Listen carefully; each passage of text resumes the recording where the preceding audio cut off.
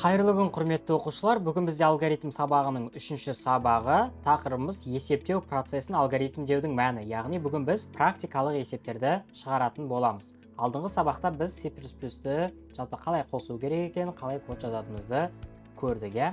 Ал жақсы, олай болса, сабағымызды бастайық. Бірінші тапсырма.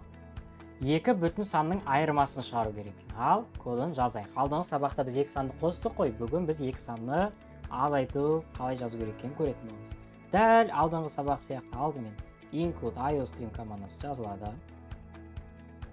Одан кейін using namespace std ешқандай айырмашылығы жоқ.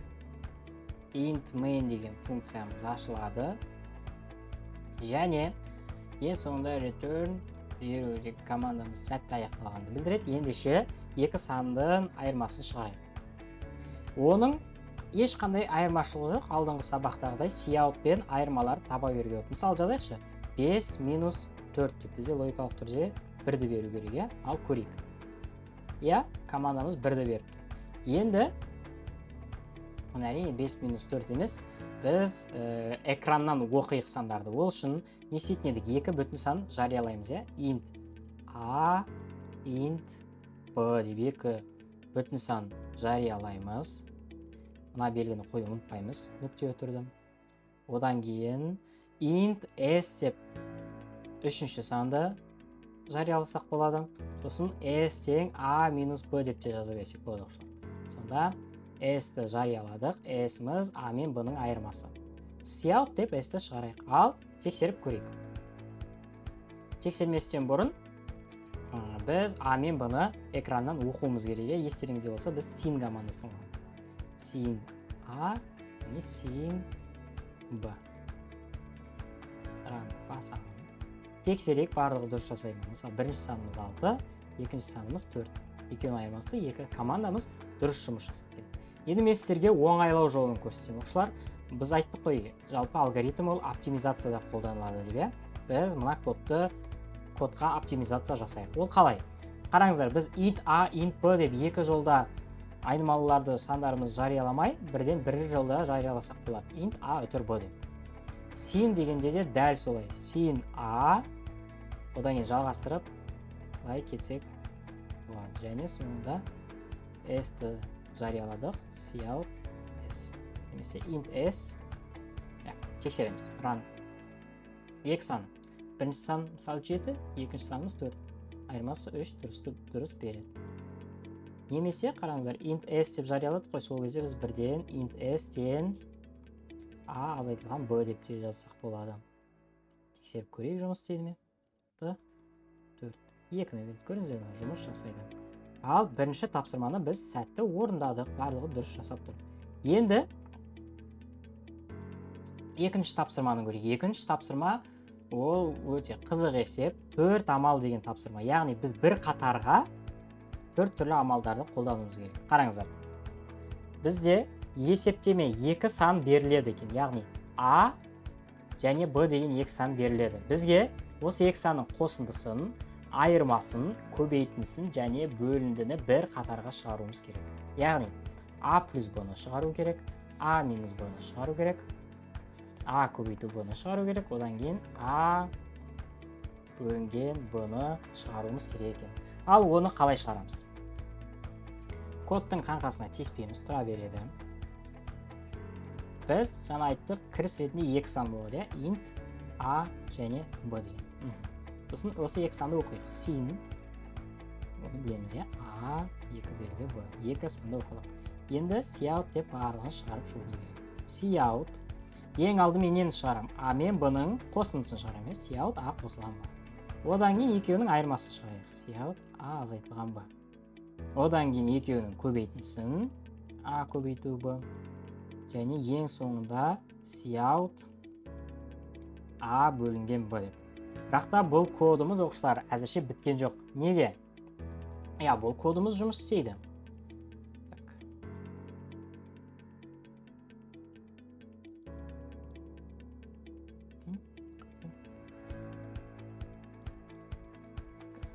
Басын 2 сан жазайықсы, мысалы 10 және де 2 деген сан.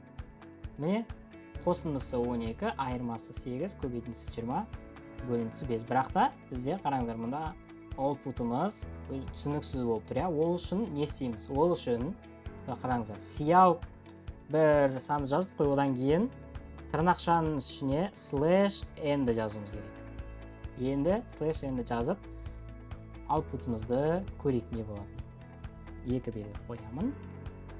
Тырнақшаның ішіне /n. Слэшіміз оқса, мынандай слэш қараңыздар. Кері тұрған слэш бұманы. Ал, қойып көрейік.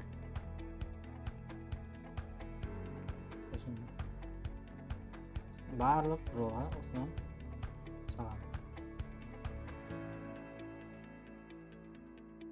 Ал енді кодымыз әдемі жұмыс жасайды ма? Тексереміз. Ранды бастым. 2 сан жазам. 10 және де 2. Енді бірінен кейін бірі шығып тұр, яғни 12, 8, 25, яғни кодымыз жақсы жұмыс жасайды. Әлі бірақ біткен жоқ. Біз 10 мен 2 деген оңай сандарды алдық. Мысалы, 11 мен 2-ні алып көрейікші. 11 және де 2. Қарасаңыздар, қосындысы 13, дұрыс. Айырмасы 9, дұрыс. 11-ден 2-ні айтсам. Көбейтсем, 11-ді 2-ге көбейтсем 22.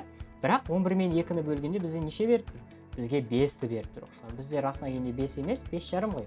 Ол не себепті деген сұрақ болды. Қараңыздар, біз жаңа айттық, int деген integer, яғни бүтін сандарға арналған тип деді. Егер де бізде жауабында бүтін емес, басқа да сандар шығып қалуы мүмкін болса, яғни бүтін емес сандар шықса, біз double командасын қолданамыз. Басыма double типі бүтін сияқты, бірақ та әртүрлі сандармен жұмыс жасайды, бүтін емес. Енді тексеріп көрейік. Жаңағыдай 11 мен 2-ні жазамын. Қарасаңыздар, қосында айырма бәрі дұрыс, ең соңында бөлінісі 5,5 деп дұрыс жасап тұр. Және кодты әдемілеуіміз керек әлі. Ол қалай десеңіздер, мұна әр амалдың алдына текст жазуымыз керек. Біріншісінде бізге суммасын шығарады, сондықтан the sum деп жазайық. Қандай сөз жасақ та маңызды емес. Sum. Одан кейін екіншісінде мысалы, екіншісінде бізде айырма, айырма ағылшынша difference, яғни the diff деп қойын. Difference екеуінің көбейтіндісі ағылшынша the product дейді. The prod деп қойыңыз, product.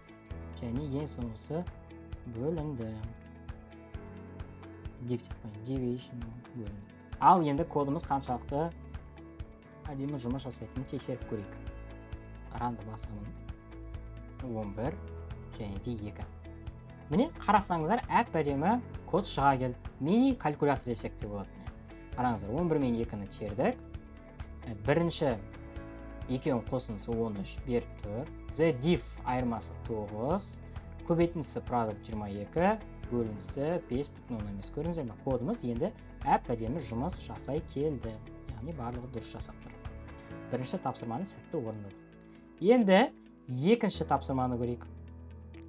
Екінші тапсырма бізде температура түрлендіру тапсырмасы. Ол қалай? Есептемеде бізде Цельсий градус беріледі. Бізге Фаренгейт және Кельвин мәндерін шығару керек. Қараңыздар, F деген ол Фаренгейт, K ол Кельвин мәні. Кіріс ретінде C әріпі беріледі. Ал шығыс ретінде F пен K-ді табуымыз керек. Және бізге формула берілген. F тең болады. Фаренгейтке түрлендіру формуласы берілген. Цельсийімізді көбейтеміз 5-тен 9-ға. Қосамыз 32-ге. Ал Кельвинді табу үшін Цельсийге 273,115 деген санды қоса салуымыз керек. Ал кодымызды жазайық. Қаңқасын қалдырам барлығын өшіпті. Ең алдымен бізде градус беріледі. Градус тек қана бүтін емес қой, әртүрлі мүмкін, сондықтан double командасы бүтін емес санарға double бөлеміз. Double C деймін.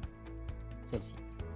Одан кейін бізге Кельвинді шығару керек. Ол үшін double K деп қойын. Жақсы, double K. Және ең соңында double бірінші Фаренгейт қойып, double F деймін, сосын double K. Ал енді есептейміз. K-ді табу үшін, не істейміз? K-ді табу үшін формулаға қарайық. Цельсийді 9-ға көбейтіп 5-ке бөлеміз, алдымен. яғни Цельсий көбейту 5 бөлінген 9 және де соңында нешені қосам? 32-ні қосады. Плюс 32. Енді Фаренгейт, так, бұл Фаренгейт болды. Енді Кельвинді қалай табамыз? Кельвинді табу үшін оңай, Цельсийға қосады нешені? Физикадан білеміз. 273,115-ті қосады екен. 115 деген санды қосамын. Енді кодымызды тексеріп көрейік. Енді біз Цельсийда жарияламадық қой неше екен. Сондықтан sin командасы арқылы жариялап едік. Есімде бар. Sin Цельсий. Көрейік командамыз дұрыс жасайды ма. Тексеру үшін cout деп экранға Кельвин мен Фаренгейтті шығарайық. Cout алдымен Фаренгейт деймін, одан кейін не қоятын едік? Slash n, slash n не үшін керек? Ол келесі жолға өткізу үшін керек. Яғни жаңа көрдіңіздер 13, 9 деген бәрі жабысып қалды. Жабыспас үшін бізде slash n қолданылады. Одан кейін cout Кельвин деп Кельвинді шығарам. Ал тексеріп көреміз. Run'ды басам, так, мында. Көрдіңіздер мен нүктеге тұрды, Run'ды басам. Цельсийді оқиық. Мысалы, неше Цельсий болсын? Мысалы, берілтейін. Мысалы, 11 Цельсий берілсін. Жазам. 11. Міне, Кельвиніміз 38.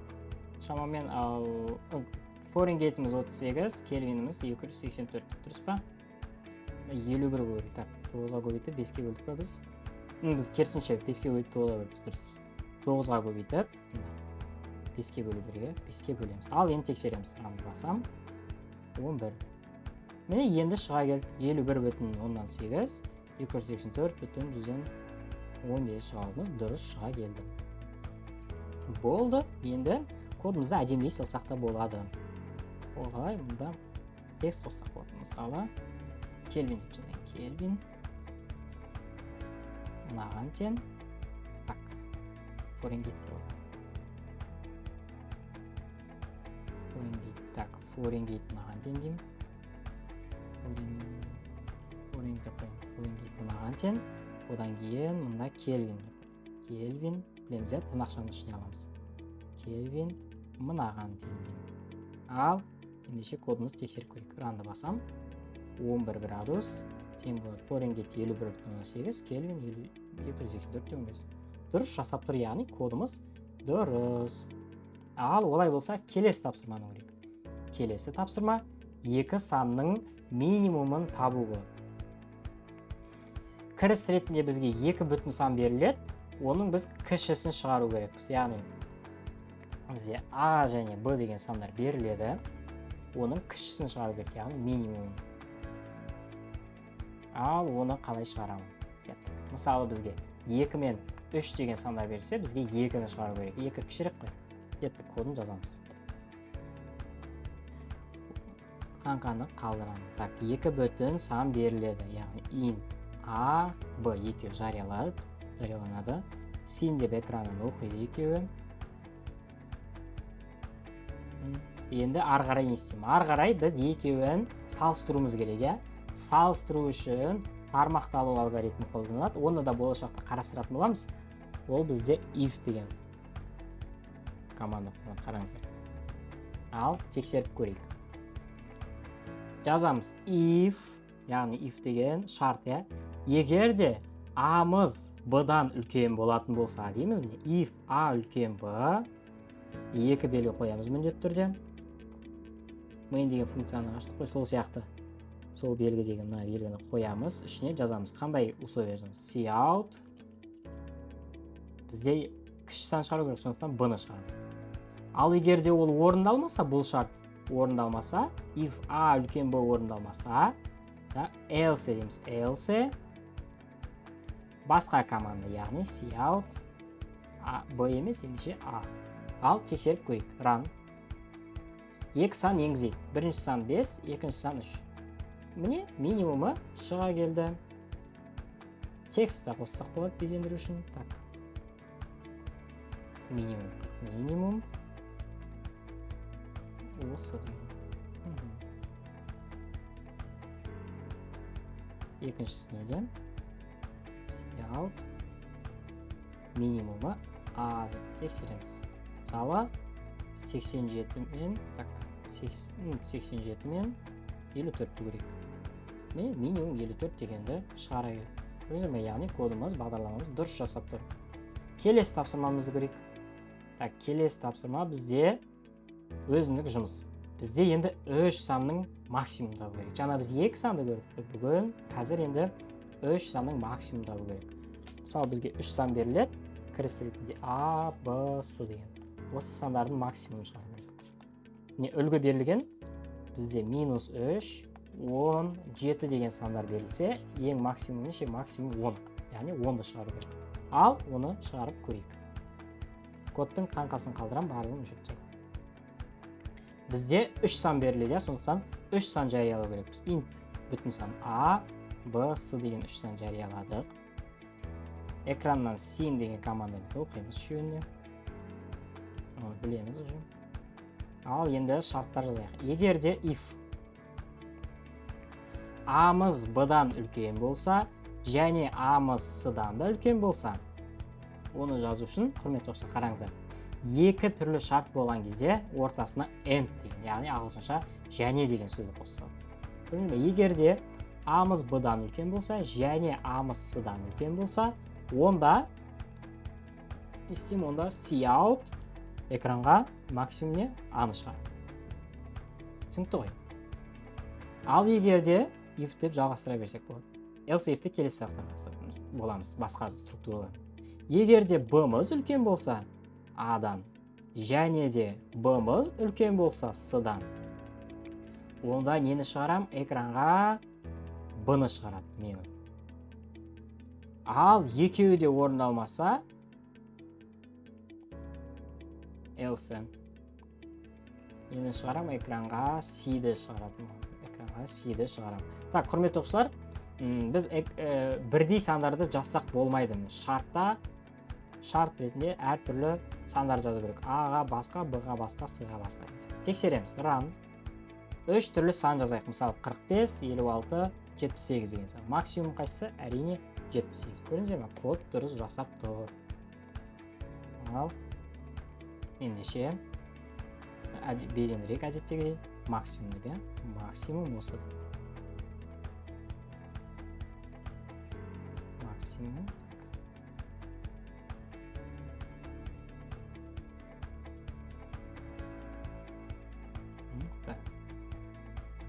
Мұнда қоямын, және мұнда қоямын. Так, минимум максимум. Жазайын. Максимум. Б. Олай болмаса максимумымыз С бола келеді. Ал кодымызды тексереміз, барлығы дұрыс жасайды ма? Ранды басам. 3 сан жазам. 3 түрлі сан. Шарт ретінде 3 түрлі. 3 бірдей жазуға болмайды. Бірдей жағдайларда келесі сұрақтарды қарастырамыз, қалай болатын. Мысалы 23, 45 және де 54 деген сан, 56 деген сандар берем. Ең үлкені әрине 56. Көрдіңіздер ме? Яғни шарт есептерін осылай қолданады. Олай болса, келесі есепті көрейік. 7-ші есеп.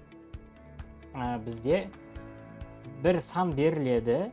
Ол санның оң, немесе теріс, немесе 0 екенін мәтінмен шығару керек. Ол қалай? Мысалы бізде бір сан беріледі, x деген, мысалы 5 деген.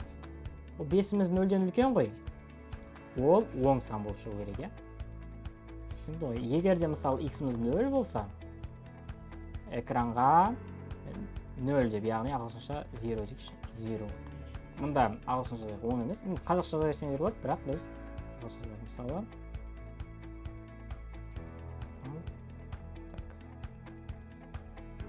5 бізде оң сан деген ағылшынша қалай болады? Ол positive number, яғни позитив деп шығарам.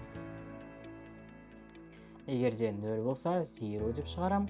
Ал егер де x-іміз 0-ден кіші болса, мысалы -4 деген, онда экранға біз negative number деп шығару, яғни negative.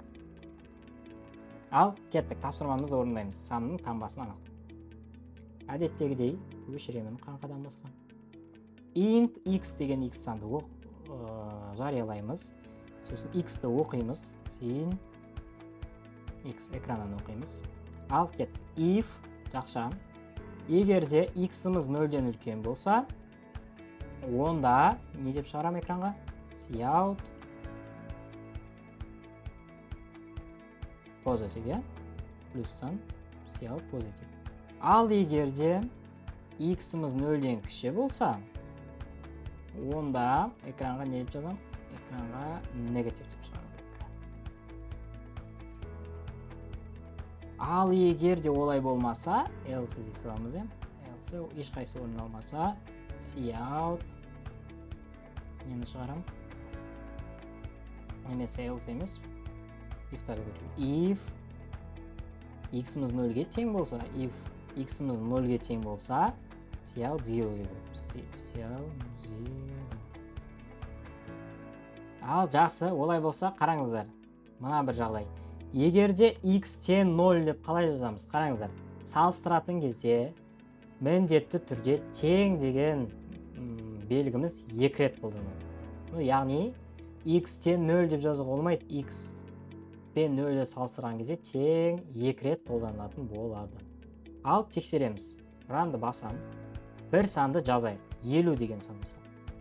Міне 50 ол позитив, яғни плюс сан. Енді минустан жазып көрейік. Минус 54. Ол бізде негатив. Ал ең соңғы 0 жазып көрсек. 0-ді жазсақ 0. Көріңіздер ме? Бағдарламамыз толық дұрыс жасайды. Құттықтаймын, сіздің бағдарламаңыз толық дұрыс жасайды. Енді келесі тапсырманы көрейік. Келесі берілген бүтін сан тақпа, жұппа соны анықтау. Яғни бір кіріс ретінде бір сан беріледі. N деген оның тақ немесе жұп екенін анықтауымыз керек. Ал жақсы. Кеттік. Ол үшін қана қалдырам барлығын үшін. Int n деген санды жариялайық. Үшіп тастаймын. Int n деген сан жарияладық. Экранын оқиғымыз sin n оқимыз. Қараңыздар. Тақ сан деген не? Тақ сан деген ол 2-ге бөлгенде қалдығы 1 болу керек, е? Оны қалай жазам? Қалдық, оқушылар, C++ тілінде пайызбен берілген. Яғни n пайыз 2 дейді. n пайыз 2. Ол n-нің 2-ге бөлгендегі қалдығы деген сөз. Яғни 2-ге бөлгендегі қалдығы егерде тең 1 болса, 2 рет қойылады. Онда cout не деймін? Ол тақ сан. Тақ деген ағылшынша от. Ал егерде if n-нің 2-ге қалдығы 2-ге бөлгендегі қалдығы 0 болса, пайыз қояды деген. Онда не шығарам? Онда cout қандай сан? Ол жұп сан. Жұп ағылшынша even. Ал кодымызды дұрыс жасайды ма? Тексерейік. Ранды басам. Бір сан жазайық. Мысалы 5 деген сан ол қандай? Ол әрине тақ, е? От дұрыс жасайды. Енді жұп сан жазып көрейік. Мысалы 78 деген жұп сан. Enterді басам. Even. Көріңіздер ме? Кодымыз дұрыс жасайды. Сонда пайыз деген ол 2-ге бөлгендегі қалдықты білдіреді. Пайыз деген. Ал пайыз 3 десек, 3-ге бөлгендегі қалдықты білдіреді деген сөз. Ол кодымыз дайын. Келесі соңғы бір тапсырманы көрейік. Өте бір қызық тапсырма. Дәреже есептеу тапсырмасы. Яғни бізге кіріс ретінде A, B деген 2 сан беріледі. Бізге A-ның B дәрежесін табу керек. Мысалы 2 мен 10 берілсе, 2-ның 10 дәрежесінше 1024-ті шығару керек. Ал оны қалай шығарамыз? Кодтың қаңқасын өшіремін. Бізде 2 сан беріледі. Int A және B, яғни A-ның B дәрежесін табу. Оқушылар, қараңыздар, біз математикалық әртүрлі операциялар бар, я? Оларды қолдану үшін біз қосымша CMAS деген кітапхананы қосу керек. Сол үшін біз білеміз, я? Кітапхананы қосу include командасы. Мына жерге кітапхананың атын жазсам. Біздің жағдайда CMAS. Болды. Ал санның дәрежесін есептеу үшін POW деген функция қолданамыз. POW деймізде A бүтір B дейсіз. Яғни A-ның B дәрежесі. Түсінікті ғой, яғни бұл жерде POW A, B деген A-ның B дәрежесі деген сөз. Яғни, мысалы, POW 2-ның 10 дәрежесі десе, бізде 2-ның 10 дәрежесі 1024-ті беретін еді. Сол сияқты командада ол командасы қолданыс алады. Ал тексереміз. Так, А мен бұны экранын оқитын қарайын. Ранды басам. Сол жаңағы мысалы 2-ның 10 дәрежесі тең. Так, Cout-пен шығармадық, Cout deyapmiz. Cout бұл. Тексереміз. 2-ның 10 дәрежесі, 2-ның 0 дәрежесі. 2-ның 0 дәрежесі 1 дұрыс. 2-ның 10 дәрежесі тең 1024. Көрдіңіздер ме? Кодымыз өте дұрыс жасап тұр. Тағы бір тексерсек, мысалы 5-дің 8 дәрежесін есептесек, сол өте үлкен сан болады, тең болады. Мына бір сан беріледі екен. Болды, яғни кодымыз дұрыс жасап тұр. Жақсы, құрметті оқушылар, олай болса бүгінгі сабағымызды қорытындылайық. Бүгін біз әртүрлі практикалық есептерді шығардық. Алдымен оңай есептерді шығардық, ең соңына келгенде Симаз деген кітапхананы қолданатын есепті шығардық. Олай болса сіздерге практикалық есептер ұнады деген ойдамыз, C++ тілі барлығы түсінікті болып жатыр деген ойдамын. Ендеше сабаққа қатысқандарыңа рахмет. Келесі жүздескенше қош, сау болыңыздар.